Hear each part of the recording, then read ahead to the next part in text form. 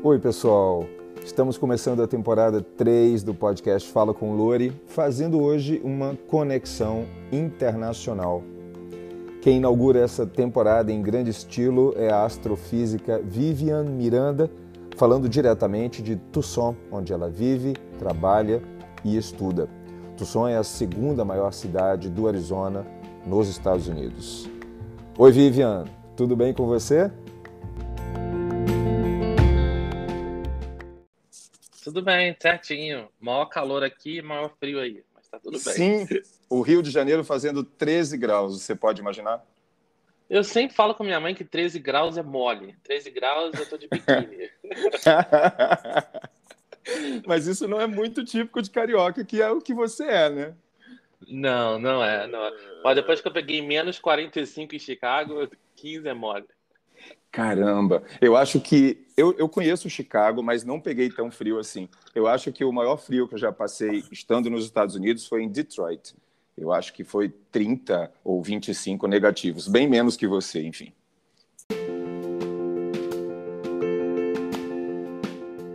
Mas deixa eu te apresentar um pouco mais aqui. A Vivian é carioca, graduada em Física na Universidade Federal do Rio de Janeiro, a UFRJ, e está há 10 anos nos Estados Unidos. Ela é doutora em Astronomia pela Universidade de Chicago e única brasileira a participar de um projeto da NASA, a Agência Espacial Americana, para o desenvolvimento de um satélite.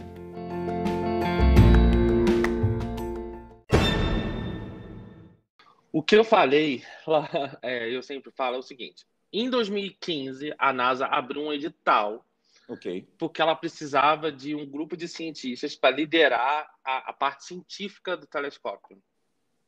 Que são os chamados PIs, que são Principal Investigators, e COIs, que são Co-Investigators. Então, assim, são as pessoas que realmente têm a responsabilidade de ensinar a NASA onde ela tem que apontar, etc. Sabe? O quanto tempo tem que apontar para tal estrela, para tal galáxia, como ela vai fazer a estratégia do telescópio. Nesse edital, que foi o primeiro edital científico do telescópio, ela contratou 250 pesquisadores, mais ou menos, tá? Em PIs e COIs. Eu tenho essa lista pública, posso te mandar depois, para você botar como referência no seu no podcast. Uhum. E aí o que eu falei é o seguinte, aparentemente, quando eu olhei essa lista, eu era a única brasileira. Até hoje não encontrei nessa lista algum outro brasileiro. E aí virou capa do jornal. Virou chamada. Pô, mas virou chamada. Aí você começa a entender por que na imprensa, entre jornalistas, se diz bad news, good news. Good news, no news. E, na verdade, não é uma bad news, mas é tudo que é fora do padrão, tudo que a gente pode fazer para chamar a atenção, para dar aquele up, a gente dá. É da profissão, não tem jeito. Mas eu durmo achando que vai ter algum brasileiro trabalhando na montagem do telescópio, por exemplo, não tem nada a ver com parte científica, me xingando horrores. Filha da puta, isso aqui lá, disse que eu não tô aqui. Isso, e eu sou o quê, pô? Entendi. Não, você já está salva com essa explicação, fica super tranquila, tá? Bom, eu vou continuar, porque não é pouca coisa, né, o que você faz, o que você é. O que eu escrevi mais aqui, que você em breve vai ser professora adjunta de Física de uma universidade em Nova York. Isso está certo? Se o meu visto não der pau, sim. Tô com o maior medo disso. A gente vai falar sobre isso. E a Vivi é também ganhadora de um prêmio chamado Leona Woods, em 2019, por conta de contribuições que você fez para a área da cosmologia. Isso, confere? Confere. Joia! Olha, se eu continuar, na verdade, falando tudo que você faz, estuda, pesquisa, coordena, agita, o tempo do podcast acaba e a gente nem começa a conversar. Inclusive, eu estou sabendo que assim que a gente acabar a nossa conversa aqui, você sai correndo para um evento de mais um prêmio que você ganhou. Aí, é isso? Que prêmio é esse? É um prêmio chamado Ben Barry's Fellowship, que Ben Barry's foi um homem trans muito famoso em Stanford, que ele fez biologia, e ele tem uma história maravilhosa, que eu adoro contar essa história. Eu sou muito fã dele, ele morreu recentemente, e eu sou muito fã dele. Ele se transicionou de gênero, e aí ele, já masculino, foi para uma conferência e um pesquisador achou que ele era irmão da sua identidade de gênero passada. Entendi. E comentou com ele que achava que ele era muito melhor do que a irmã.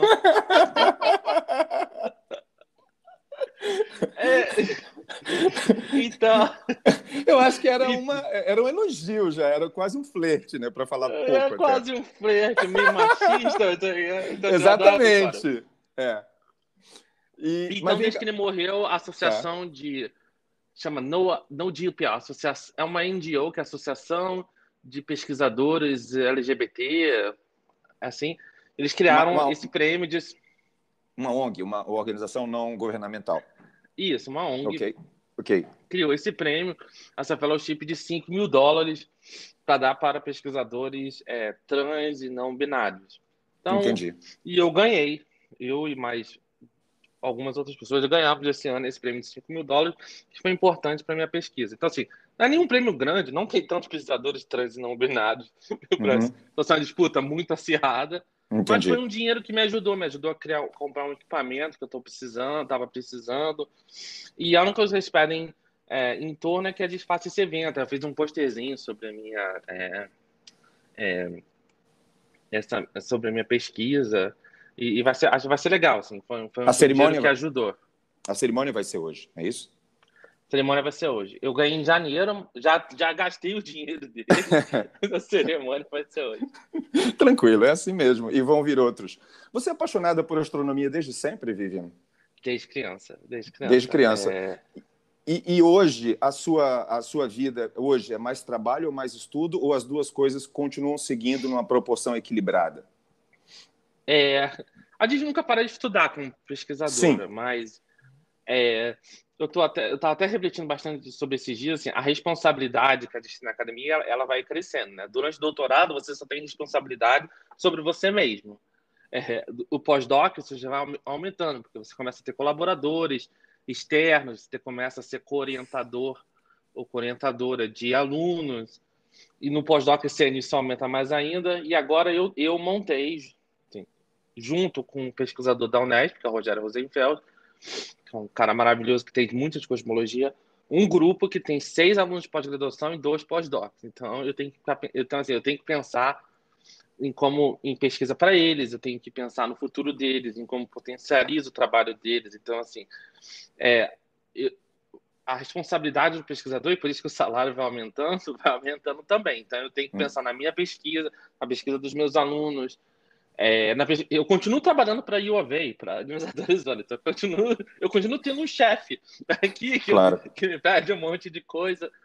Então, assim, o meu trabalho, eu tenho que estudar coisas para o meu trabalho, mas eu passo 90% do meu tempo fazendo coisas, fazendo pesquisa, e eu reservo 5%, 10% para ler artigo, sabe? Me inteirar, me atualizar. Sim, para ficar update de tudo, né? Porque é um negócio que anda muito rápido, né? Anda muito rápido, é impressionante. Mesmo assim, eu não consigo... Eu tenho a impressão que cada vez que eu fico mais velho, eu fico mais para trás. É muito difícil você estar à fronteira. Tem milhares de artigos todos os dias, né? Mas é isso.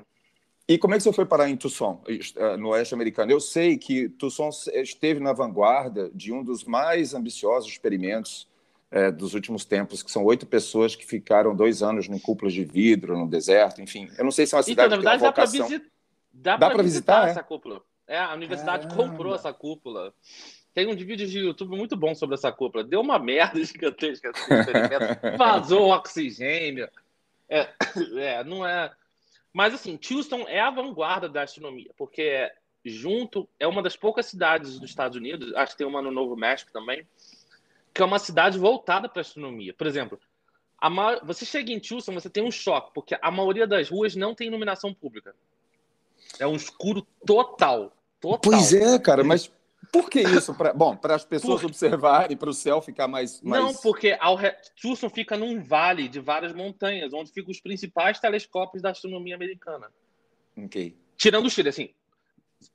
Na verdade, eu exagerei no claim. Os principais telescópios da astronomia americana é em território americano, porque se você considerar o Chile, os maiores estão no Chile, que é o melhor deserto do mundo para observar. Mas depois disso, estão no Arizona. Então, a gente tem uns 6 telescópios aqui, um muito importante para a cosmologia, que é o DESI. Então, o departamento de astronomia aqui tem 350 pessoas, considerando. Então, é uma cidade voltada para a astronomia. E as ruas, eu acho muito legal isso. As ruas que têm iluminação, ela tem uma iluminação especial que só emite num comprimento de onda, no qual a gente pode filtrar no telescópio. Então, ela é toda feita. E tem até um bar que todo mundo deve visitar, que se chama Sky Bar. É um bar, os drinks são maravilhosos, mas o cara contratou astrônomos e comprou telescópios caríssimos para que as pessoas bêbadas possam observar o céu.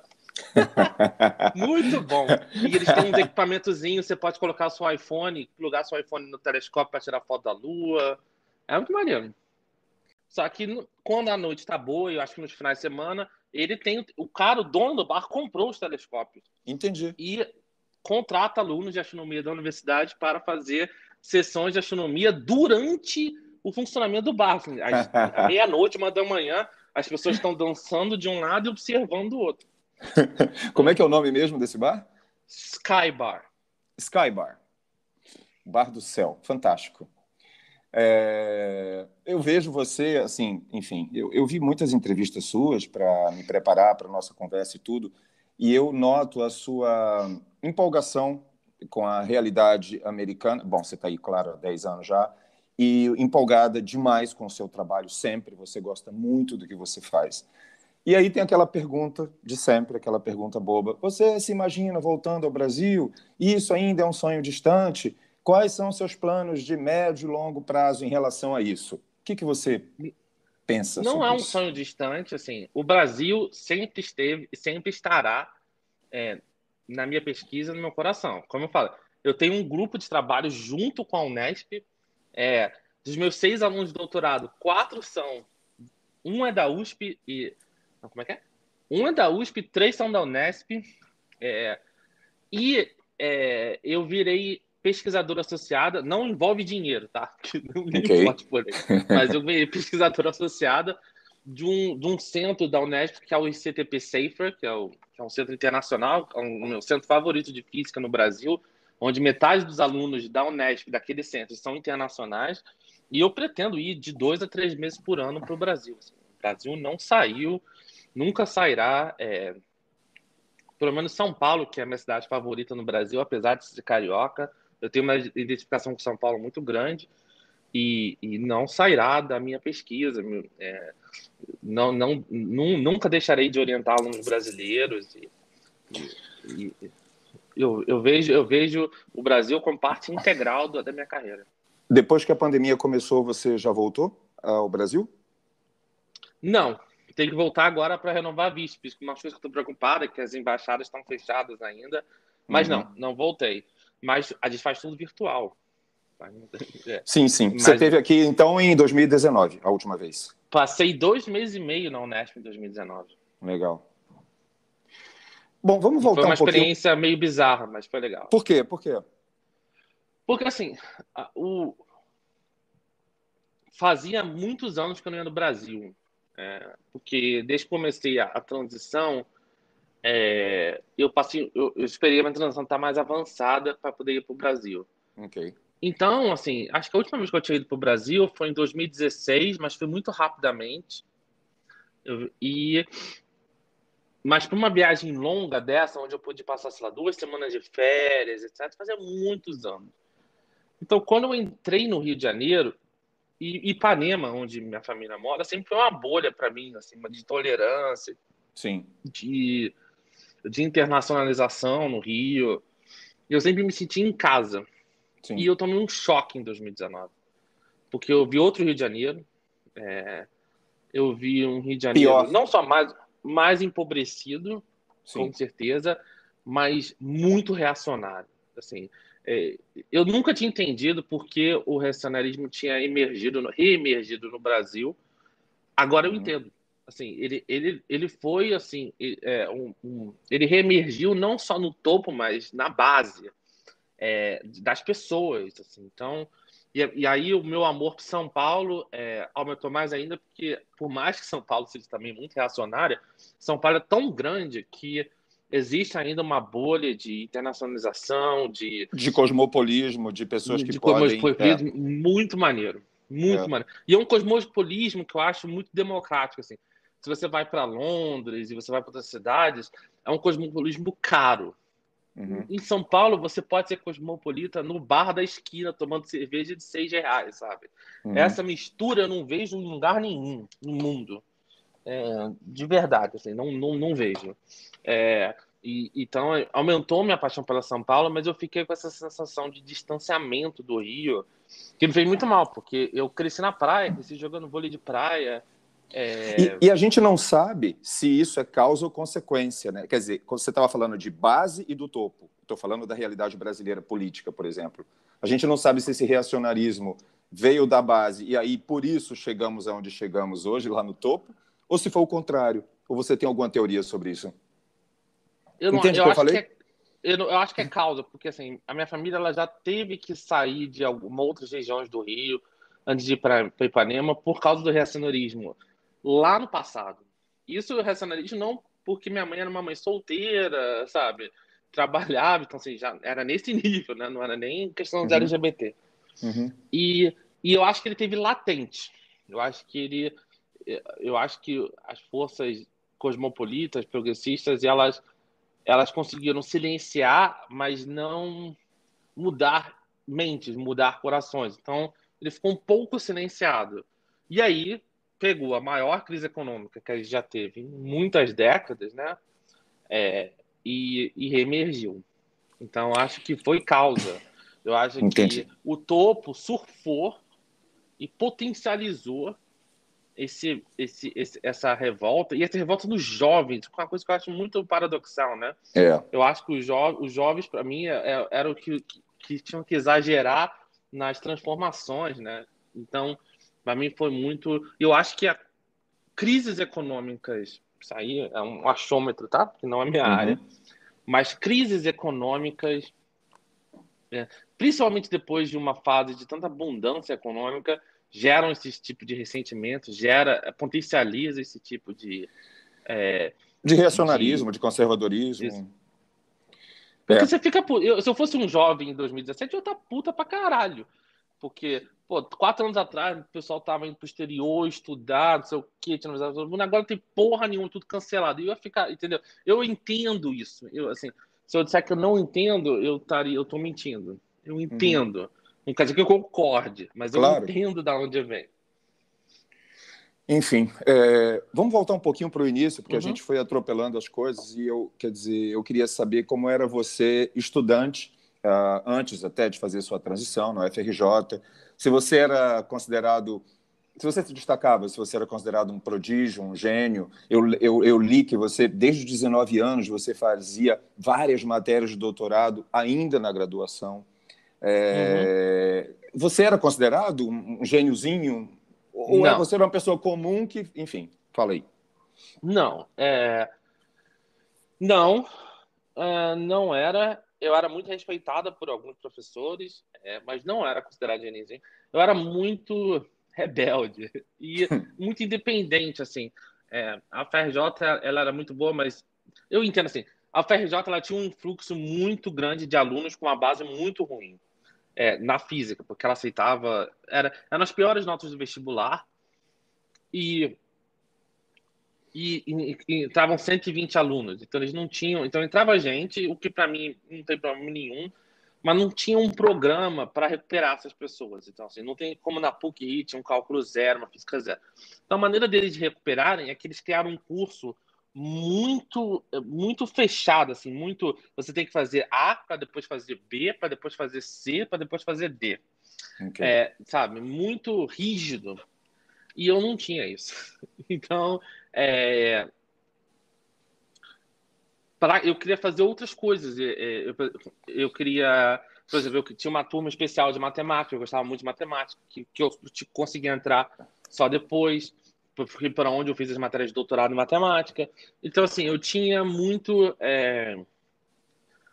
essa coisa de eu quero fazer o meu caminho, que não necessariamente é o caminho ABC. Isso me fez entrar em atrito com muitos professores. Eu tive que entrar em processo administrativo no meu instituto 6 vezes, porque você tinha que limitar o número de eletivas, e eu queria fazer matéria de geografia, eu queria fazer matéria de matemática. Então, mas eu entendo o lado deles, assim, não concordo, não montaria um de curso novo. assim, mas assim, os cursos eram excelentes, tá? Assim, a base de física que eu ganhei na FRJ é sensacional. Apenas essa rigidez me causou vários problemas. E aí, e as aulas também tinham, isso também é uma coisa, eram excelentes, mas elas tinham uma rigidez por causa que também me afastava um pouco delas. Então, assim, eu fiz 5 ou 6 matérias de doutorado, eu fiz a matéria de doutorado em mecânica quântica ao mesmo tempo do que a graduação em mecânica quântica, mas não foi porque eu queria ser mais ou menos do que os outros, é porque as matérias de pós-graduação, por mais que elas fossem mais difíceis, elas não tinham essa rigidez. Você conseguia ver a pesquisa de ponta, você conseguia discutir com o seu professor em outro nível, você podia mostrar outras maneiras de resolver o exercício. Era um outro nível. É um nível que, para mim, se aproxima muito mais das universidades americanas. Elas têm essa flexibilidade. Inclusive porque são os professores mais internacionais da universidade, são restritos. Então, foi por causa dessa atmosfera que eu resolvi fazer direto as matérias de doutorado e me dei melhor. Eu tenho melhores notas nas matérias de doutorado do que das matérias de graduação. Assim, a minha nota de mecânica quântica do doutorado é maior do que a da graduação. E eu fiz as duas ao mesmo tempo. Porque eu não tinha saco, sabe? Eu não tinha... Então, nesse sentido, eu não... Então, assim, eu era muito respeitado pelos professores da pós-graduação, porque eu mostrava uma maturidade, acho que acima da média, eu conseguia fazer as matérias de pós-graduação sem o menor problema, mas tinha esse atrito com as matérias. Depois tudo se resolveu, eu virei amiga de várias deles, mas não tinha não tinha percepção de gênero, e eu acho que bom que não tinha, porque eu vejo muitas pessoas que têm essa percepção, é o gênio, não sei o quê. Aconteceu hoje com a brilhante ginasta, né? Da Olimpíada. Quando você coloca uma carga de pressão... com a Simone Biles. Isso. Você destrói o psicológico se você não conseguir trabalhar isso direito. Então, eu adorei ser o porra louca, na época, o porra louca, do negócio. Aqui todo mundo xingava, que não sei o quê, que tinha... Todo mundo não entendia o que eu estava fazendo. Então, adorei isso, porque tirou a pressão de cima de mim. Quando eu entrei no mestrado, aí eu já tinha uma outra reputação. Mas aí, tipo, eu já estava mais madura. Então, nesse sentido, eu gostei muito. Por isso que eu sou sempre muito contra essa exposição de crianças que desenvolvem acima da média, entram no YouTube, não sei o quê. Tá vendo a minha... Aquele grupo de pessoas superdotadas. Detesto. Nunca, sempre me recusei a fazer teste de QI. Nunca me recusei até aplicar, que eu acho um besterol e gera só esse status, essa pressão.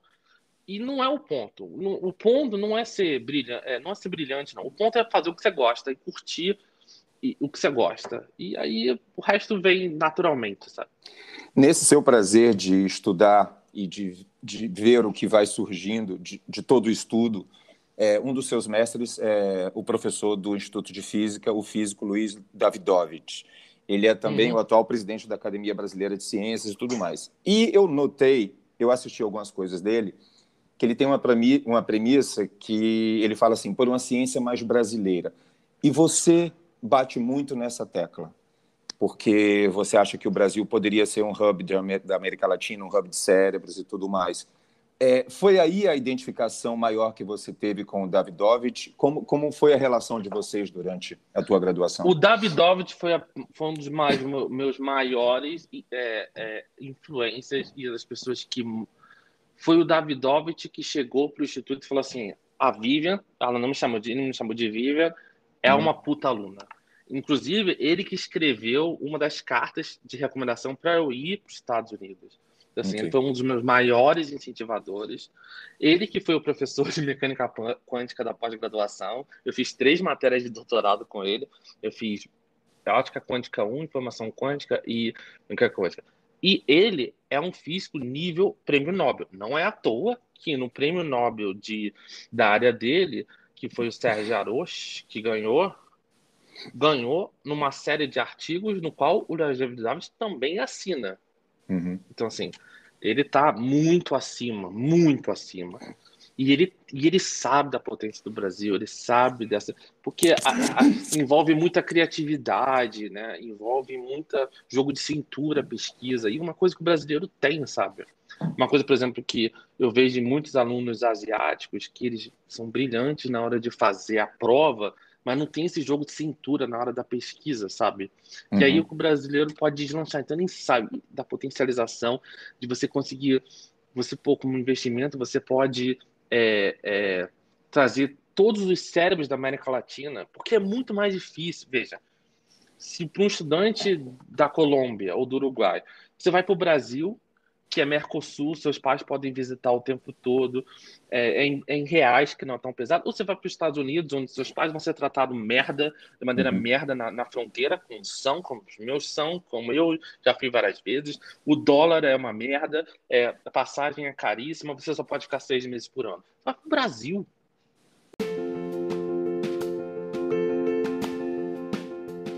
Vivian, eu queria e partir para outros assuntos, mas eu tenho uma curiosidade. A gente está falando para muita gente, eu vi muitas entrevistas suas e conferências para estudantes ou gente da área. Esse podcast não é um podcast generalista, enfim, pessoas que nunca ouviram falar em astrofísica estão nos ouvindo agora.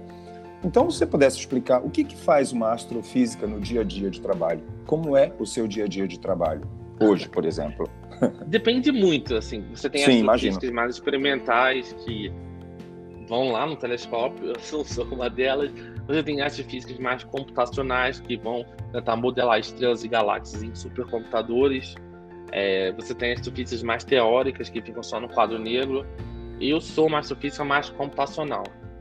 Eu faço também teoria, mas eu não sou observacional. Então, meus dias fazendo conta, fazendo simulações e conversando muito com as pessoas que mexem diretamente com os dados e até usando os dados, mas os dados mais processados, para que a gente conjuntamente consiga entender determinado problema. No meu caso, quais são as propriedades da matéria escura e da energia escura, que são componentes dominantes no universo atual.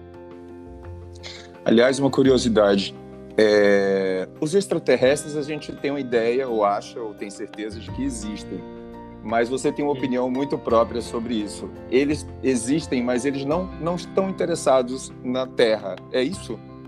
Eles não estão por aqui. Primeiro, não estão por aqui, porque entre existir, e eu acho que existem mesmo, porque o universo é muito grande, e eles conseguirem acessar a Terra é muito, muito, muito, a diferença é muito grande. Então, primeiro eles têm que achar o planeta Terra. O pontinho. Não, porque o planeta Terra, eu peço pelas técnicas que a gente acha, a gente conhece 3.000 e poucos planetas fora do sistema solar. E eu vejo pelas nossas técnicas. O planeta Terra é pequeno, ele não perturba a estrela muito. Achar Júpiter é mole. Ou achar super Júpiter, são maiores ainda que Júpiter. Mas achar planetas tipo Terra é muito mais difícil. Então você tem que achar os planetas. Você tem que fazer isso. E você só vai conseguir imaginar um planeta Terra se ele estiver na mesma galáxia. Então, assim, se os extraterrestres estiverem em Andrômeda, já ferrou. Você não vai conseguir. Então, as ondas de rádio, né, e o laser demoram milhões de anos para atravessar o universo. Então, é muito, muito complicado. Eu não vejo possibilidade de eles me visitarem. O que são os OVNIs, afinal de contas? O que é visto? O que a população, o que a humanidade sabe sobre isso? Porque a gente não sabe tudo, obviamente, a humanidade. Para mim são... Veja, pegue os caças de quinta geração da defesa americana, chinesa e russa. Ok. Caças, aquelas futurísticas, o F-117, o F-35, o F-22, caças animais, né? Eles estão sendo desenvolvidos há 30 anos. Então imagina voos de testes desses caças há 30 anos atrás, ou há 20 anos atrás. Parecem OVNIs. Então, hoje, a fronteira são o quê? São os aviões hipersônicos, que são capazes de voar 5 vezes a velocidade do som. Ok. Um avião hipersônico, para quem está num caça a 1 vez a velocidade do som, 1,5, parece um OVNI. Está 5 vezes mais rápido, com uma capacidade de maneuver, né, de mudar o seu pitch e o seu banking angle, que eu não sei como traduzir, porque um técnico da aviação, né? Entendi. Que é o ângulo da asa, o seu pitch, que é o seu nariz, que parece extraterrestre. Então, a gente tem muitas aeronaves que a gente só vai ver daqui a 20, 30 anos, que são testadas e desenvolvidas hoje. Isso também aconteceu, né? Você lembra daquele caça da década de 60 que voava alto pra caramba? Que é o caça, um dos mais rápidos que a gente tem em atualidade, né? Que era, esqueci o nome, começava com U. Aquele caça era maravilhoso, sensacional. Era uma pessoa ver um caça desse voando e claro que os Estados Unidos nem mostrava que esse caça existia, nem claro, assumia que ele existia. Por segurança. Então, para mim, ETs tem muito mais relação com isso, né? Do que qualquer outra coisa. Então, por isso que, por exemplo, o piloto do caça dos Estados Unidos, viu aquela nave e não entendeu. Cara, mas se aquele piloto de caça não tem o clearance no nível máximo, os Estados Unidos podem dizer para ele, olha, não sabemos o que é.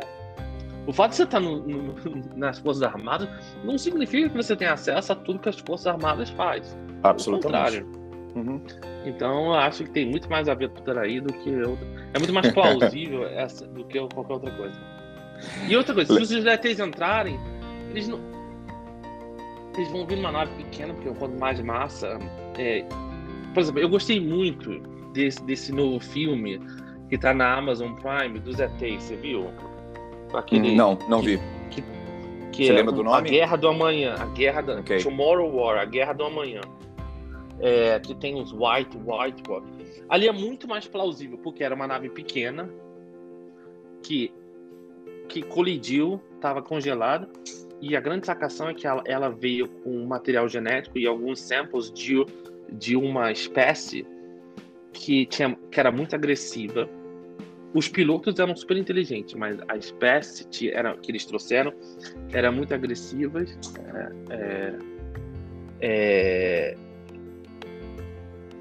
E como posso dizer? E essa espécie se reproduziu rapidamente na Terra, porque ela se reproduzia muito rápido e era muito agressiva. E ela conquistou a Terra assim, usando os próprios recursos do planeta. Qual foi a ideia desses ETs?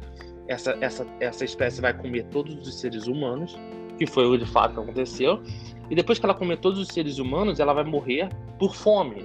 Porque a gente sabe na natureza que quando você tem um excesso de leões, etc., as presas somem e naturalmente depois eles morrem.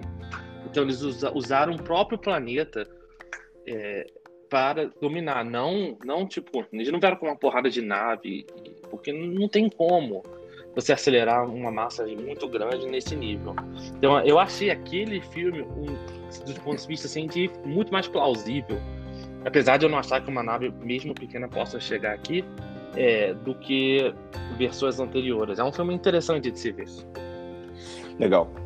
Bom, a dica já está aí. Vivi, eu vou fazer uma pergunta grande para você agora, comprida, mas enfim. A sua transição, o momento dela, da sua transição de gênero, foi também decidido em função do seu futuro, da sua carreira. Você teve que pesar, calcular como, quando fazê-la, até certo ponto, né? Você já disse que num dado momento de sua vida você chegou a pensar que teria que decidir entre ser cientista e fazer a sua transição, que você teria que decidir entre uma coisa e outra. Então, eu te pergunto, foi essa uma das razões que te fizeram esperar até os 28 anos para fazer a sua transição sem ter que abrir mão da sua carreira, da qual você é absolutamente apaixonada? A gente pode dizer que você escolheu o momento e o lugar certo para fazer isso? Sim. Existe uma... E não foi sem sofrimento, tá? Mas Tem uma coisa que me irrita, que é o seguinte, e me irrita muito, uma das coisas que mais me irrita, é que existe essa ideia de que se a pessoa quer fazer uma transição, ou se ela quer fazer, ela tem algum segredo desse nível, ela tem que parar tudo na vida e ela tem que dedicar a vida só àquilo. Então, assim, se você for travesti, você tem que fazer a transição cedo, você tem que ser marcada só pra você se travestir. E falar sobre isso o resto da vida. O resto da vida. É como se você falasse assim, ora, Luiz, você é homem, então você só tem que fazer coisas de homem, você só tem que falar sobre masculinidade, você não pode ter nada na outra na vida, nenhuma outra paixão na vida. Concordo absolutamente com o que você está falando. E esse era muito grande, assim. Pessoas trans e travestis até um tempo atrás só podiam ter alguns tipos de empregos que eram relacionados à atenção, que era ser cabeleireira, ser prostituta, tinha que falar isso, ou ser militante. Que eu tenho um maior respeito, sabe? São pessoas que trabalham nas ONGs 24 horas, eu tenho um maior respeito, são amigas, às vezes discordo dela, mas tenho o maior respeito. Pessoas que têm que viver 24 horas. Então, assim, é como se você também fosse... eu gosto muito das Paralimpíadas, né? Porque quebra isso também, como se você tivesse uma deficiência física ou neurológica, você só pode falar daquilo, a sua vida tem que ser sempre sobre aquilo. Enquanto vê na Paralimpíada as pessoas nadando, sendo ciclistas, fazendo outras coisas da vida. A vida é muito mais completa do que uma linha. Então foi esse medo de ter que escolher, de ter que me dedicar apenas a uma coisa e não uma das coisas que eu sou mais apaixonado na vida, se não for a coisa que eu sou mais apaixonado da vida, provavelmente que me deixou muito em pânico. E na verdade, quando eu converso com pessoas que também ficaram no armário muito tempo, uma das razões é isso, né? Por exemplo, a pessoa também quer ter uma família, não precisa ser um sonho do trabalho, assim, a pessoa tem um sonho de formar uma família. Esse sonho é negado às pessoas trans. Como assim, olha, você é trans, você tem que colocar sua família de lado e ir pra rua, ir pra pista, fazer isso, porque é aquilo que você pode fazer, que você tem que dedicar àquilo. É o que é esperado. Isso assustou muita gente, fez muita gente ficar dentro do armário, inclusive eu. Então, assim, eu tenho um respeito enorme, eu acho que são as grandes lutadoras, as pessoas que têm mais coragem, acho que conseguiram transicionar mais cedo. Às vezes o fato de não, assim, e tem uma outra coisa que também me irrita, é o seguinte: toda pessoa trans tem que ser o limite da feminilidade, toda pessoa trans masculina tem que ser o limite da masculinidade. Quando você fala o limite máximo? Assim, Barbies para pessoas trans femininas, e o cara tem que ser aquele cara de academia mais tóxico para masculinas. Enquanto as mulheres cis e as mulheres trans, as mulheres cis e os homens cis podem ter uma gradação gigantesca, né?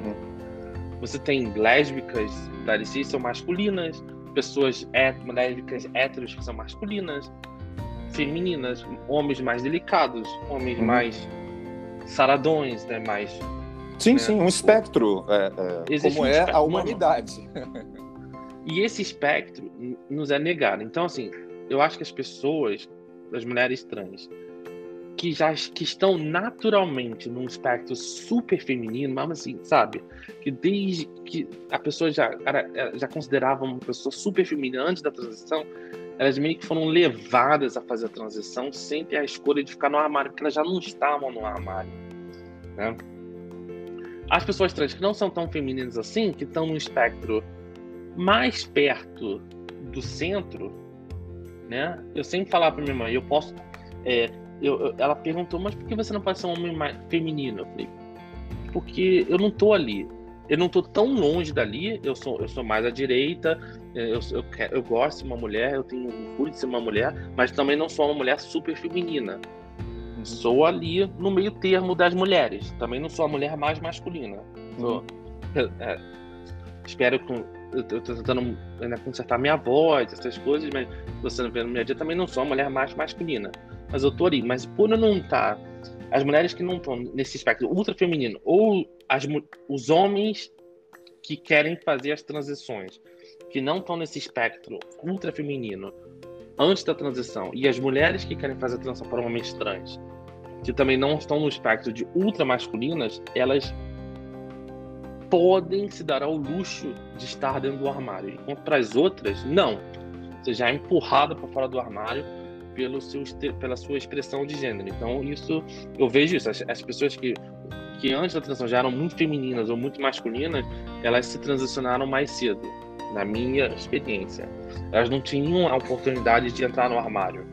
Entendi. Para se proteger, porque elas também queriam fazer outra coisa. Então, isso é uma coisa que achei para mim bastante interessante.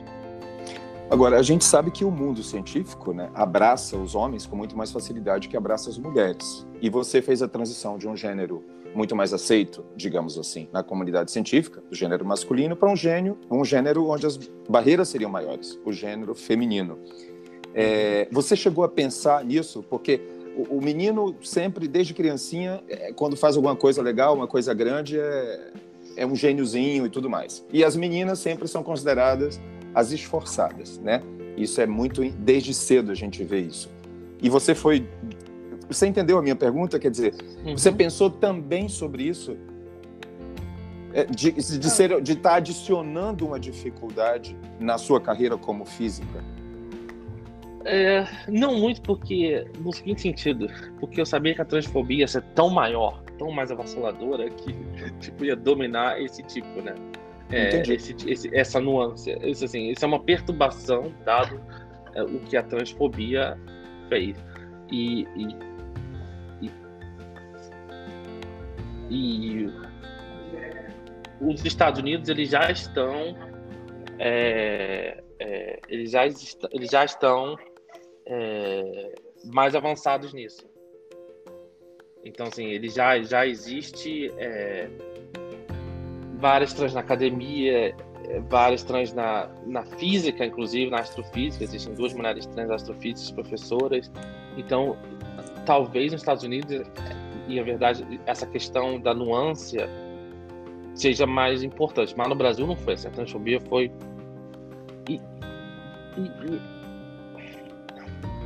E às vezes a transfobia, existe no Brasil a transfobia. Eu tô pensando que eu tenho que tomar cuidado quando eu falo desse assunto. Então, fica tranquilo. A transfobia no Brasil, ela teve 2 componentes. Ela teve uma que foi direta e avassaladora, assim. Eu não quero a Vivian na academia, eu não quero a Vivian com colegas de trabalho, eu não quero uma travesti com colegas de trabalho. Isso aí você sentiu de cara e foi claro para você? Não só senti, como fui comunicada. Foi dito? Foi dito, assim, que eu assustava como mulher trans. Okay. Foi dito por bancas. Sim, elas não disseram para mim, mas disseram para pessoas próximas, sabendo que as pessoas próximas iam me contar. Que iam chegar até você. Vão chegar até você. Então, assim, isso foi dito. Isso não é na minha cabeça. E existiu, no início, a ideia de que as pessoas que muito me conheciam tiveram uma dificuldade de adaptação e essa demorou um pouco mais de tempo. Então, eu considero... Eu não sei se usa a palavra transfobia nesse caso, porque para mim transfobia é como se fosse uma coisa estrutural assim. Como nunca tinha visto uma antes, eu tô entendendo. Teve uma dificuldade natural, que eu espero que não, e eu tenho certeza que não vou ter no futuro. Foi a surpresa, vamos usar uma expressão light, a surpresa do novo para elas. Exatamente. E tanto que depois de alguns anos, de algum tempo, elas continuam me apoiando e isso passou. Mas qual é o problema de ser um novo, né?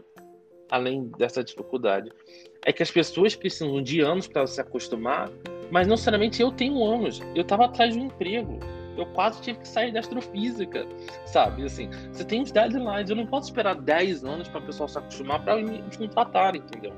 Né? O que eu digo assim, faz qualquer... Eu falo isso como um choque. Pega qualquer pesquisador brasileiro. Fala assim, o que é mais difícil? Você entrar num concurso no Brasil ou nos Estados Unidos? Eu vou falar no Brasil, porque o concurso no Brasil tem 10 por vaga. O concurso para professor nos Estados Unidos tem 500 por vaga. E 500 do mundo inteiro, 500 com doutorado em Princeton. E foi tão grande que eu consegui passar com mais facilidade num concurso americano de uma universidade ponto do que no Brasil. Entendi. Eu não vi, porque eu tentei vários. Entendeu? Então, assim, eu não vejo isso como uma questão positiva, assim. Uma coisa é eu ter passado uma coisa é, se eu não fosse trans, eu podia ter passado em cursos brasileiros, podia ter passado em cursos americanos e podia escolher. Aí é natural, faz parte da carreira, né? Mas não foi o caso. Quer dizer, e me entristeceu, eu fiquei muito feliz, claro. E, assim, a grande chance da minha vida é ter passado por Nova York, mas eu lembro que eu passei 2 semanas deprimida. Eu falei, gente, a transfobia foi tão grande que foi mais fácil ter passado para Stony Brook do que para outras universidades. Né? Não foi só isso, o processo eu fui mais bem recebida, fui mais respeitada, meus pronomes sociais não foram um problema. Né? Então, isso é uma reflexão, assim. Porque antes de eu fazer a transição, as pessoas vinham nos Estados Unidos pedir para eu ir fazer concurso na universidade delas. As pessoas chegavam para mim e falavam, eu vou abrir um concurso na sua área porque a gente quer você, a gente quer que você faça o concurso porque não tem ninguém com seu currículo. Isso é uma transição.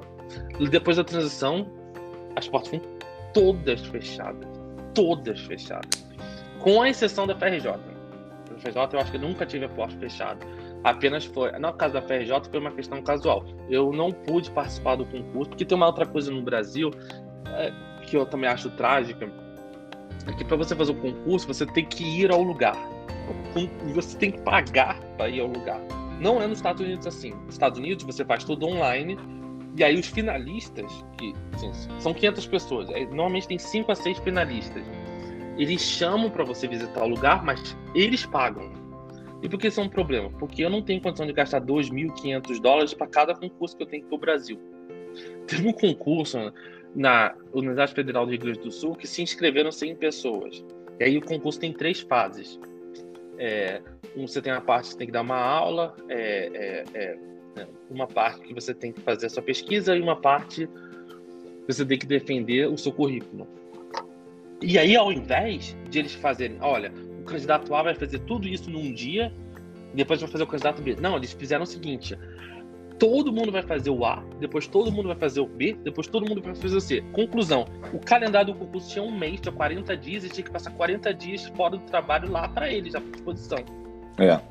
Aí é complicado. Uma deles é uma merda. Meu Deus, vocês são uma merda. Vocês não têm noção. Quem é que pode sair? Como é que eu posso sair dos Estados Unidos e passar 40 dias aí à sua disposição, pagando hotel, 40 dias de hotel, né?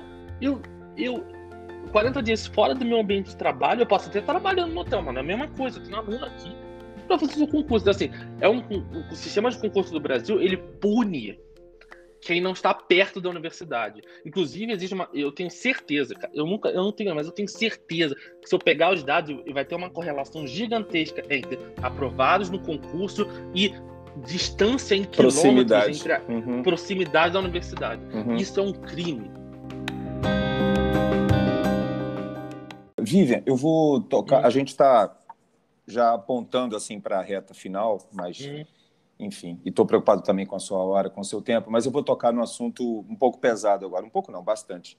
Você escreveu um artigo em maio desse ano, ou seja, agora, anteontem praticamente, para o Universo, do Universo Online, com uma carta aberta para o ex-jogador de futebol Ronaldo Fenômeno, que se envolveu com a travesti Andrea Albertini em 2008 no Rio. Isso todo mundo ficou sabendo. Enfim, foi aquele paranauê todo. Você disse na carta que os 2 momentos em que você teve mais vergonha de sua identidade aconteceram. Primeiro, na sua confissão católica e, em segundo lugar, ao assistir a entrevista do Ronaldo Fenômeno ao Fantástico da Rede Globo. Pelos absurdos que você via naquela situação toda. Em sua opinião, qual foi o grande equívoco do Ronaldo Fenômeno nessa história? Ou a história inteira é um grande equívoco? Deixa eu só falar assim, eu considero os 2 grandes equívocos, porque, além disso, foram 2 momentos assim, se o pessoal do Colégio Notre Dame, onde eu tinha bolsa, estudei durante alguns anos, tivesse uma outra, se aquele padre tivesse, que eu tenho certeza que as coisas vazam, eu não acredito nessa coisa que o padre não conta, tivesse uma outra maneira de ter lidado, talvez eu tivesse feito a transição com 10 anos.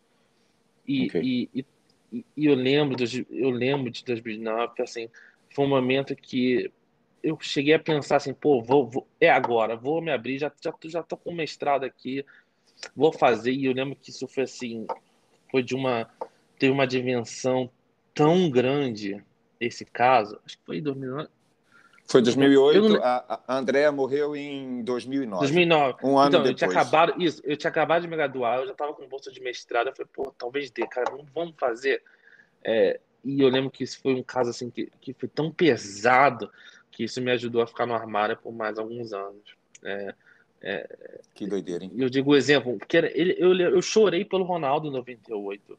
Eu gritei, eu torci por ele em 2002, sabe? Era um ícone. As pessoas que são ícones, elas têm que entender o papel que ela tem. E foi tudo errado, sabe? Porque assim, se o cara. Primeiro, assim, eu tenho certeza que ele sabia que ela era um travesti, tá? Mas digamos que não soubesse, sabe? Digamos que, pô, não sei. Chegou lá, falou, pô, não é isso, não sei o quê. Sabe? As pessoas dentro da cama ali, quatro paredes, sabe? Elas têm liberdade para dizer sim e não, né? A gente não tem que respeitar um dos outros. Claro. Tá aqui o dinheiro, papapá.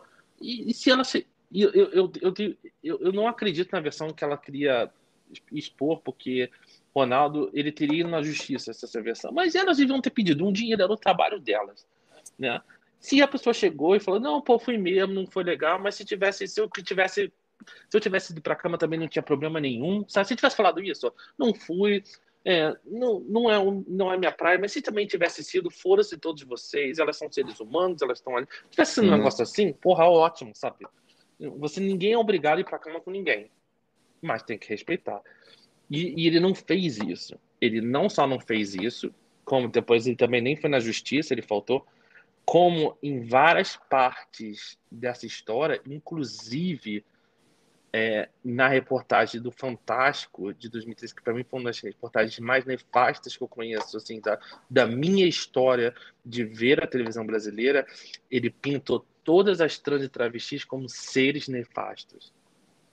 E isso para mim foi muito difícil de engolir, foi muito chocante. Como seres demoníacos. Ele fala, você não tem que me dar com esse tipo de gente. Então ele generaliza. E eu tava muitos anos com aquilo dentro na minha garganta. E aí, quando ele fez isso de novo, em 2021, significa que ele não aprendeu nada. Então eu tinha que ter falado aquilo. E assim, engraçado que às vezes as pessoas eu não gosto de estar na imprensa. Eu não gosto. Como eu falo, eu limito o número de vezes que eu faço em podcast. Não mas alguém tem que estar com essa voz, sabe? E aí você sabe disso, que eu te cozinhei para fazer isso aqui um bom tempão, porque eu limito o número.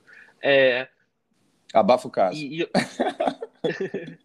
Não, mas, por exemplo, o Pedro Bial me convidou para ir pro programa dele depois desse artigo. Da carta eu falei, não. aberta lá. Uhum. Eu falei, se você quer, você tem que chamar as lideranças. Eu não sou liderança.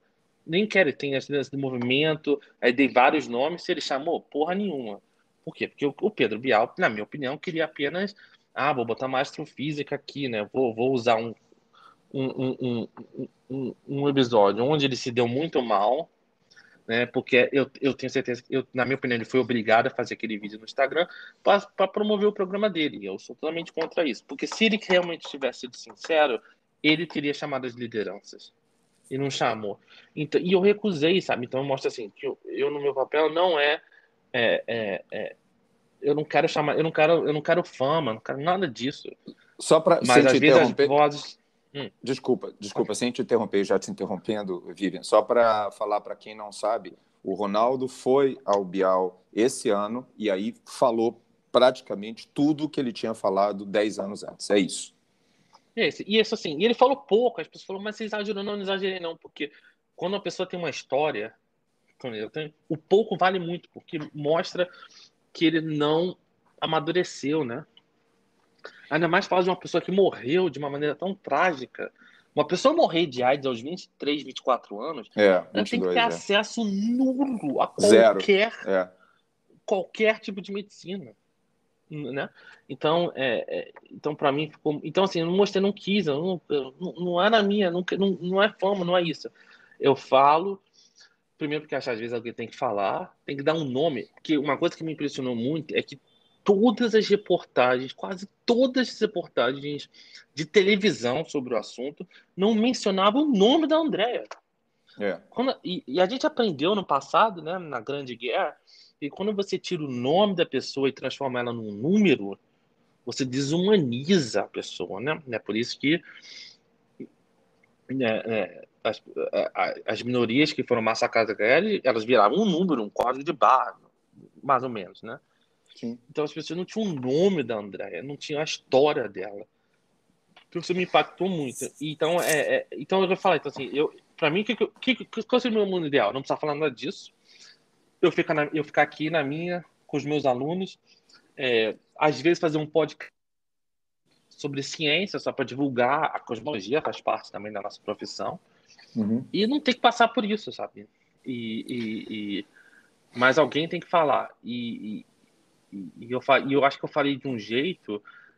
E o meu principal objetivo lá não era só cancelar o Ronaldo, nem aquelas coisas cancelar, mas o meu principal objetivo naquele artigo foi trazer de volta a humanidade da Andrea.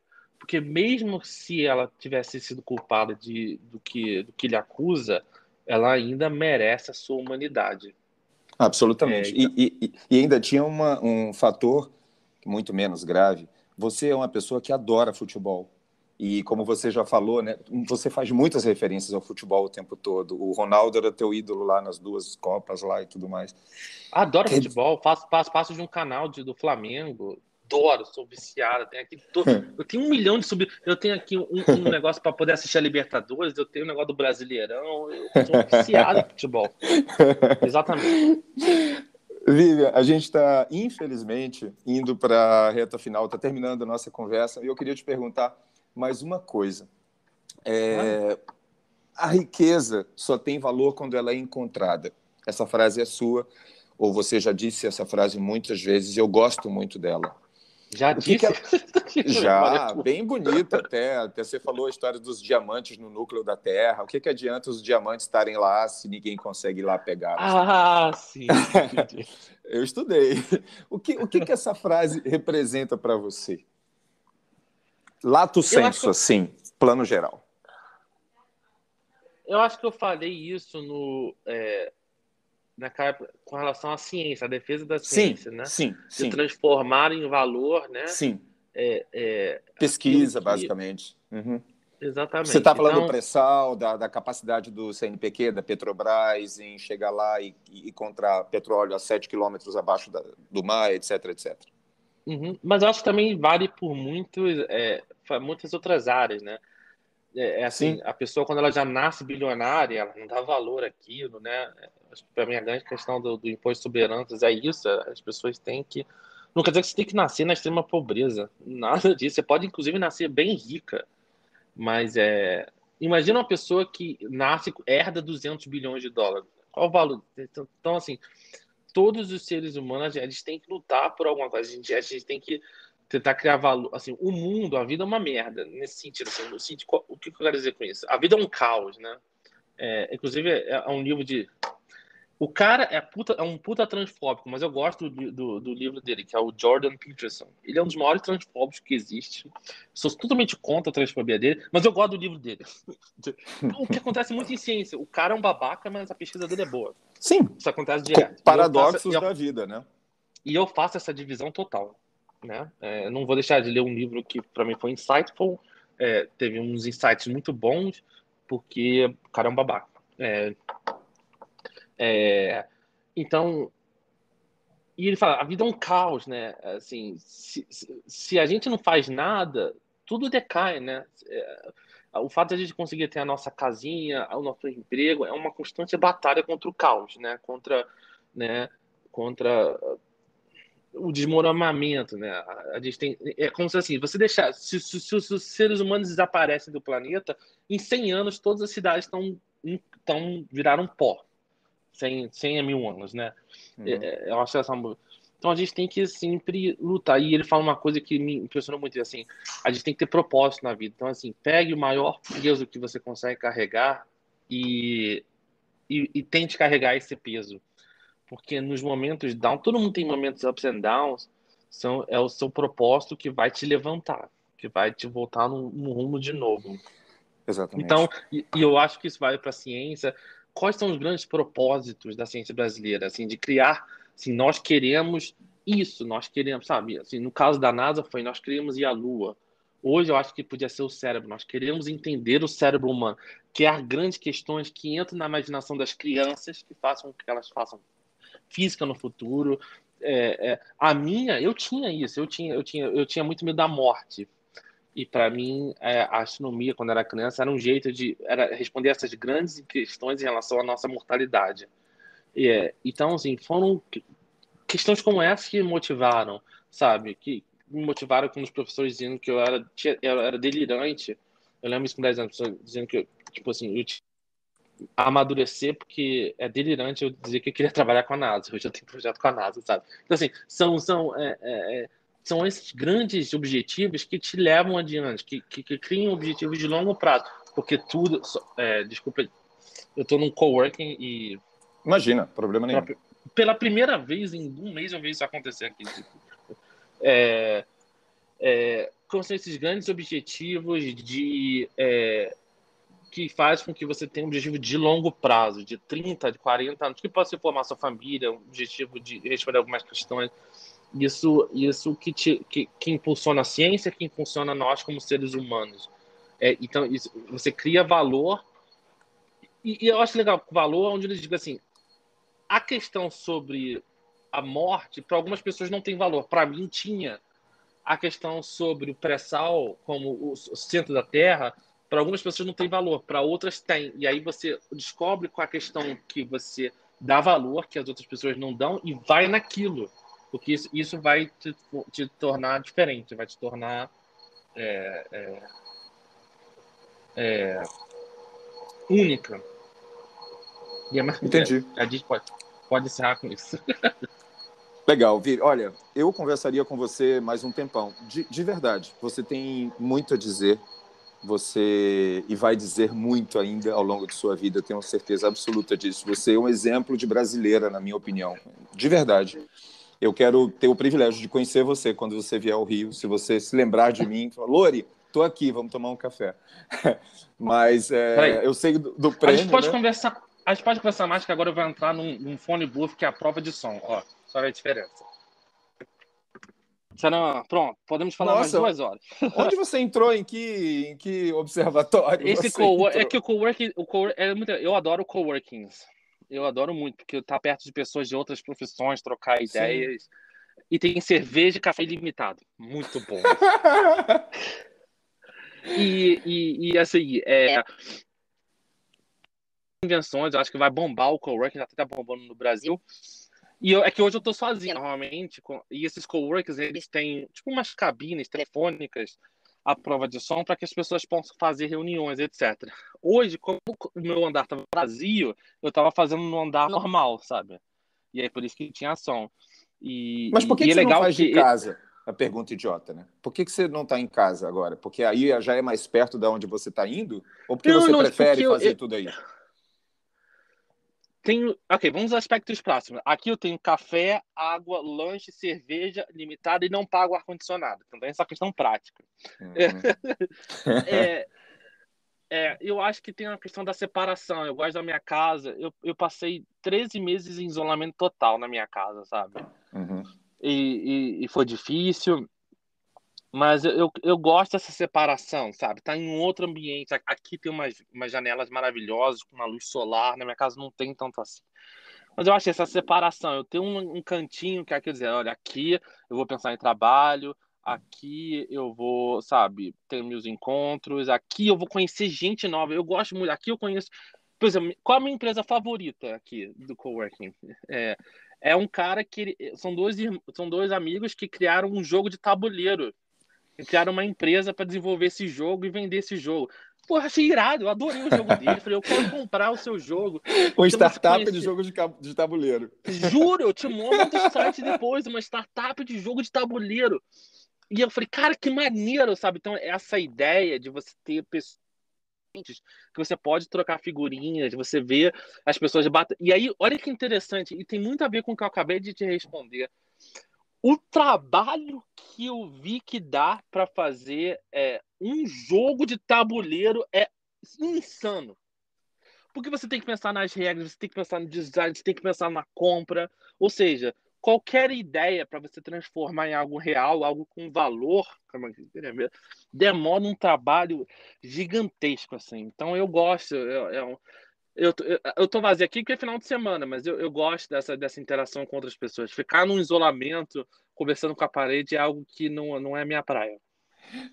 Você estava falando agora da história do jogo de tabuleiro, e aí eu joguei aqui na internet quem que inventou o xadrez. Porque você imagina a loucura. Foi na Ásia, parece. Tem uma suspeita de que ele tenha sido criado na Ásia, mas se não sabe ainda se na Índia, exatamente, se na China, se na Rússia, enfim, bobagem. Enfim. Então, mas é isso, mas aí o xadrez também foi evoluindo, né? O cara da startup tem que fazer o jogo pronto, né? Porque senão eles fazem. E tem advogado, eu acho muito essa interação, né? E eu não falo só com pessoas que fazem física, que também me enjoa um pouquinho, né? Assim, eu quero ninguém aguentaria, ter né? Um happy hour, fazer outras coisas. Então, assim, eu gosto desse distanciamento, eu gosto. Então, assim, é interessante que existe agora um movimento muito grande para que as pessoas só trabalhem em casa, né? Assim, tem pessoas que estão se demitindo, assim, dizendo, não, olha, se você quiser que eu volte, eu me demito e vou para uma empresa só para trabalhar. Home Eu não office, sou dessa vibe. Eu não Ok. sou dessa vibe. Eu tenho um home office super bem legalzinho lá, gastei um dinheiro para fazer, fiz como é que eu posso dizer? Isolamento acústico, mas eu gosto desse ambiente diferente. E em downtown, assim, isso é uma coisa interessante. Eu sempre sonhei em trabalhar no centro da cidade, porque você não tá na universidade, a universidade, os campos são sempre mais distantes, meio assim, do mesmo lugar do nada, sabe? E eu sempre falei, pô, eu queria muito trabalhar no centro do Rio, no centro de São Paulo. Sabe? E aí o coworking é em downtown, então eu acho muito legal. Eu me sinto assim, nossa, vou sair aqui junto com a Márcia, com todo mundo para ir almoçar. Eu acho legal isso, sabe? Porque para mim é novo. E ver pessoas da minha idade, porque eu tô ficando mais velho, mas os estudantes continuam jovens. E são poucos deprimidos. Entendeu? Assim, os estudantes continuam tendo a mesma idade e eu tô ficando velho. Pô, cara, então... você tá se achando velho com 35 anos. Fala sério, Vivian. Mas Tira eu tô me onda, achando não. velha porque o ambiente Eu onde eu entendo. trabalho, a média é de 21 anos, 22 anos, sabe? Então, assim, para um coworking, então, assim, a universidade tá de férias, né? As pessoas devem saber, as férias de verão, que é o janeiro, fevereiro, no Brasil, é agora, né? É junho e julho. Sim, altíssima Então, estação agora.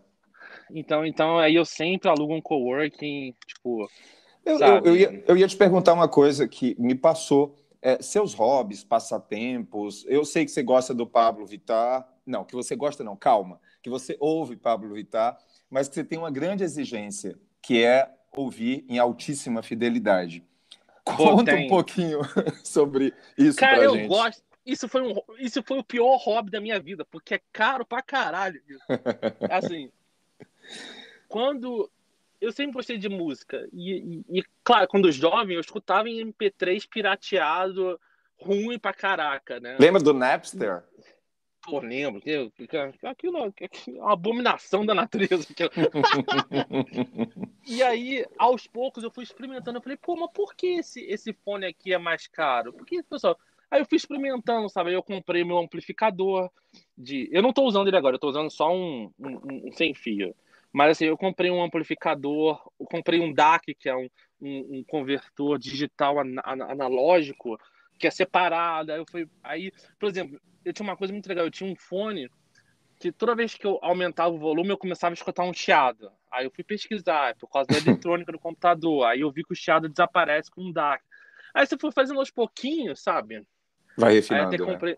Aí eu comprei o meu fone mais. Aí eu comprei um fone agora aberto de. Assim, que é o mais top de linha que eu já comprei. E você vai amadurecendo, fala, pô, aí os meus MP3 agora foram para 320 KB. Eu ainda não cheguei no aquele que não tem, que é no loss, né? Aquele que é 1 megabyte por segundo. Eu não cheguei lá, porque tem que ser aos pouquinhos, sabe? Claro. E aí Vira...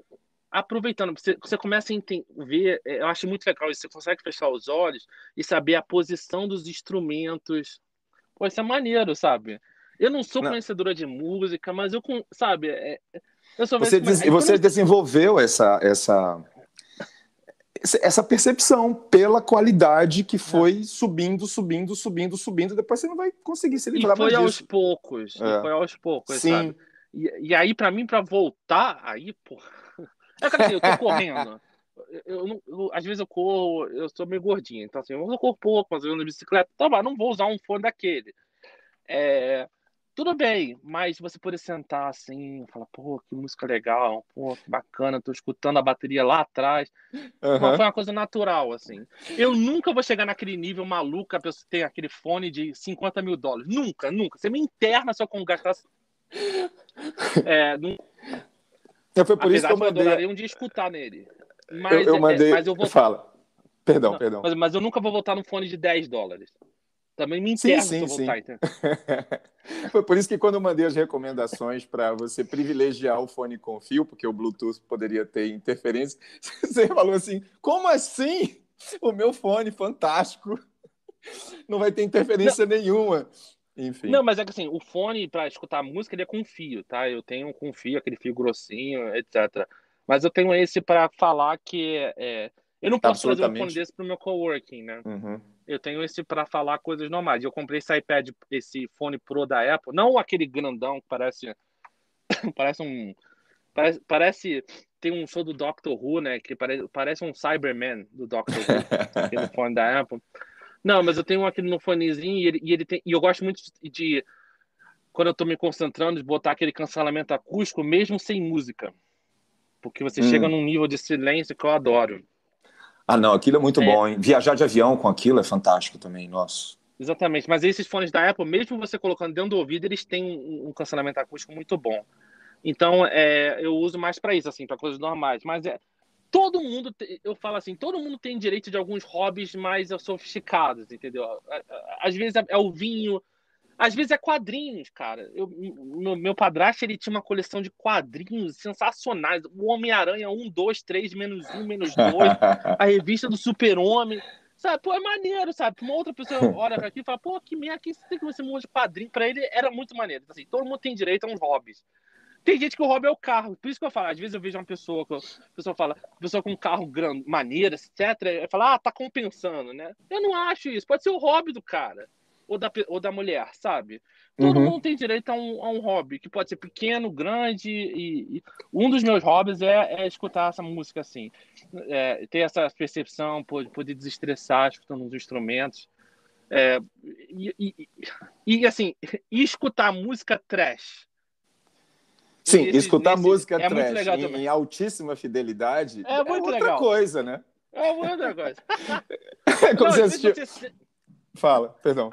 Às vezes você vê que a porra foi mal gravada. Você consegue entender melhor que a coisa foi mal gravada. Às vezes você vai conseguir entender até o cara falando algum som que o sonoplasta não conseguiu cortar. O editor de áudio não tirou. Ninguém ouve aquilo em lugar nenhum, mas você com aquele treco lá, você consegue ouvir. Olha só, o cara lá reclamando com a mãe deles de fundo. Só você com aquele super hi-fi vai conseguir ouvir, né? Exatamente. Então, assim, cada um tem o seu hobby. Esses são dos meus. Assim, por exemplo, eu odeio dirigir. Eu nunca tive carteira na vida. Na hora que eu ia falar do meu hobby, que é um Fusquinha 1970, você fala que não gosta de dirigir. Eu vou botar o rabinho entre as pernas.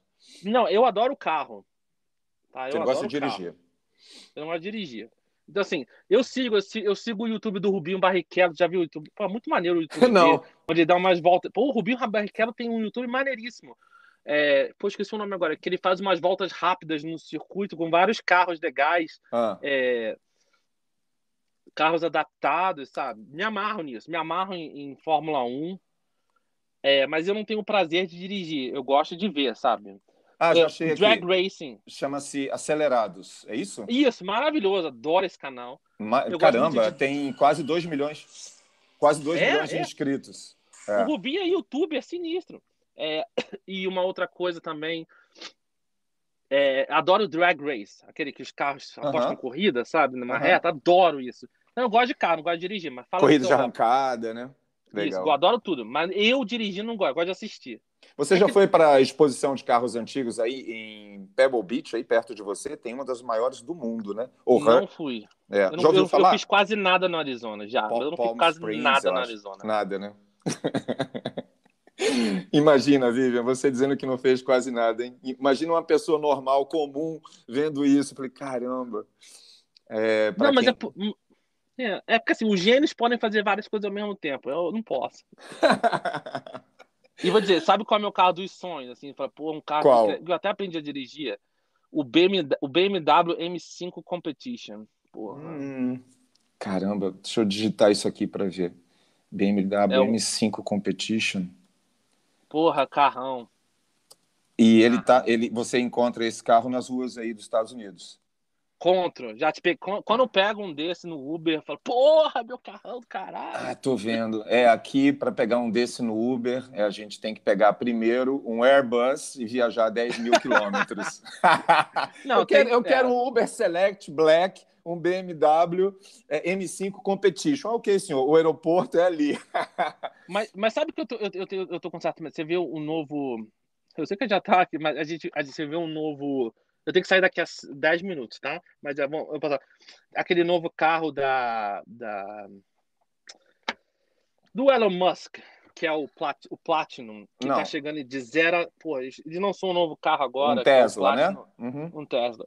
Que faz 0 a 60 milhas, 0 a 100 km em 2 segundos. 2 segundos, Vai bater a Bugatti Veyron, que eu acho que é de 0 a 100 em 3 segundos, se não me engano. E eu tô com medo disso, porque esses carros elétricos, eles têm uma aceleração brutal e ele vai dar para a pessoa normal, para a pessoa que não é entusiasta, uma aceleração de carros de top de linha. De avião. E eu acho que isso vai aumentar a mortalidade nas estradas. Eu tô com um certo medo de carros elétricos. Enfim. Você pega imagina assim, você no trânsito do Rio, na linha vermelha, com todo mundo com um carro que acelera de 0 a 100 em 2 segundos. Fudeu. Mas os bilionários daqui não são ainda como o Jeff Bezos e o Elon Musk, nem como o Richard Branson, que estão fazendo foguetes, né? Os bilionários daqui ainda estão fazendo coisas menores. Mas o problema é que o carro elétrico ele acelera muito por natureza. Então, daqui a 10 anos, o Fusca elétrico vai acelerar de 0 a 100 em 2,5 segundos. O Fusca elétrico chinês, né? Porque a China já está sendo até processada pela Volkswagen, porque ela fez um carro absolutamente idêntico ao Fusca. E aí... Fala. O problema também é uma coisa que eu tenho sabe, o BMW Z, que foi assim... A BMW eu acho foda, mas a BMW não é boa de fazer carro que dure. Aí a BMW fez um carro em conjunto com a Toyota, que é o BMW Z4. Uhum. Não sei. Esse eu também tenho o sonho de dirigir, porque aí é um BMW, só que com a durabilidade da Toyota. Também meu sonho. Fantástico. Vivian, o pessoal já notou, né, que se deixar a gente vai embora. Mas, enfim, você tem que ir, a gente tem que acabar, senão vai ser o podcast mais longo da história. Bom, a gente entra no Guinness de alguma maneira. Você quer dizer alguma coisa em especial? Dar um beijo? Fazer alguma mensagem final? Não, eu acho que assim, não se abatem com a crise, principalmente para os estudantes. Cara, lute, faça o seu, para que as coisas acontecem. Elas podem não acontecer de forma linear, mas elas acontecem. E se divirta, não tenta ser o Einstein da vida, tenta se divertir com o que você faz. E que eu acho que a coisa anda, sabe? Os caminhos se tornam interessantes. E tudo dá muito trabalho. Tudo dá. Uma coisa que eu gosto dos japoneses, né? Que você vê aquele cara que faz o sushi há 40 anos para fazer o sushi perfeito, né? Uhum. Tudo na vida exige uma dedicação e um foco. Tudo, né? Estudo, absurdo. Trabalho, relacionamento, tudo. Se você não cultivar a cada segundo, vai pro beleléu. Isso. E foco também, né? Então, assim, ache alguma coisa que faz seus olhos brilhar, que transcendem. Que pode ser um hobby, que pode ser qualquer coisa. E foca naquilo, sabe? Porque aquilo faz com que a gente tenha força para passar pelos momentos difíceis. Se não fosse astronomia, eu não sei se eu teria conseguido passar enfrentar a transfobia, sabe? São essas questões que te dão força para algo além. Sim. E esse livro, 12 Regras da Vida, do Jordan Peterson, apesar de ele ser um babaca, é um bom livro para se ler. É um livro que me mudou muito, assim, é um livro que eu sempre leio quando eu tô deprê. Mas eu acho legal você falar isso, porque é aquela história, não existe nada totalmente ruim e não existe nada totalmente bom. A gente tem que saber dividir, sim. O cara pode ser um babaca, pode ser um escroto, sei lá, mas isso não quer dizer que ele não fale coisas que sejam aproveitáveis também. Senão, na área enfim. dele ele é bom. Todo mundo, quando sai da sua própria área de conhecimento, às vezes fala merda. Então, assim, eu já devo ter falado merda de várias outras coisas. Não, acho que não no nível de transfobia do Jordan Peterson. Mas, assim, eu falo, se você não quer me escutar em nada, me escuta apenas na astrofísica, tá bom? Tá? Eu falo isso assim, até pra você não me considera uma mulher, porque você acha que as travestis não acha tudo isso uma baboseira? Tudo bem. Mas quando eu falar de astrofísica, você me escute e me respeite, porque aí eu acho que eu vou ter que é o melhor que eu posso te dar, sabe? É o melhor que eu posso. Então. E a gente não precisa concordar com tudo para você me escutar. Absolutamente não, com certeza. E eu acho que... Por isso que eu sou totalmente contra essa coisa do cancelamento, né? Acho o mundo muito mais complexo do que seres perfeitos e... Você bloquear e achar que aquele problema não existe mais. Exatamente. E eu acho que nessa questão desse livro, ele é bom. E é um livro que vale a pena ler. Maravilha, Vi. Pessoal, é isso aí. É isso aí. O que mais dizer? Muita coisa sempre. E quem sabe a gente conversa de novo. A nossa conversa hoje foi com a astrofísica carioca Vivian Miranda. Antes de terminar esse podcast, eu queria lembrar que você pode falar comigo sempre que quiser no meu perfil do Instagram. Ele está disponível na página inicial aqui desse canal.